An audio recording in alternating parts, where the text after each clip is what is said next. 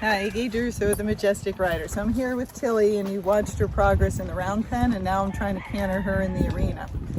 I did all the same things that I did with Mr. Nichols, except she really doesn't trot when she's loose, just occasionally when she's running around the arena, where he will trot on the lunge line. So him getting the canter was much easier. And he processed it better. He's been cantering a long time on the trail. So he just had to make the connection, and then he started getting that leap and canter from me doing the transitions. I did the same things with Tilley, but Tilley's got that long, lanky back end of the walking horse. It was much harder for her. She has a beautiful gait, so she just gaits, and occasionally when she's running loose again, she'll throw in a trot step here and there. I've done poles, I've done jumps, I've done gymnastics, I've walked, tried to canter, walk, canter, walk, and I tried to do it slowly. And Tilley here didn't want to do it. And she had some major temper tantrum. So what did she do? She took off, like bolting in the arena. She reared up. She did that a fair amount. And I was okay with the rearing because I thought, well, you know, maybe she'll pop into that. She's trying to get the canter. But I think she was just totally confused. And so she would just jump up and down, but we never progressed and got the canter. So when that happens, you're not getting anywhere.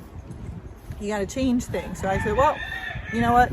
I'm not going to keep her in a circle. She can't do that. I watched her when she was loose, and she could canter down the long side. So I decided I'm just going to try and get her to canter down the long side. And the hardest part is when I asked her, she did those crazy, you know, half cantering, half pacing. So it's the most uncomfortable thing in the world. It makes you want to throw up. But I had to stay out of her mouth when she was trying, because if I started pulling because I was bouncing around, that's right when she was going to get the canter, and then it wouldn't work. So I started just, you know, keeping my reins short but pushing them forward. I don't want them long and loopy because these walking horses get spastic and sometimes they'll fall down when they're learning to canter. So I would just push my hands forward, or I'd grab the horn or ride with one hand, which you saw me doing when she was going to the left. And so I'm letting her just figure it out on her own. So right now she thinks she has to kind of charge into it, but at least she's getting it. So for the past couple of days, she actually got the canter and cantered farther.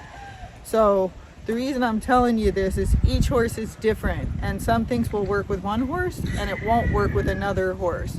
And even though I prepared her and Nichols the same, they learn totally different. They have different conformation.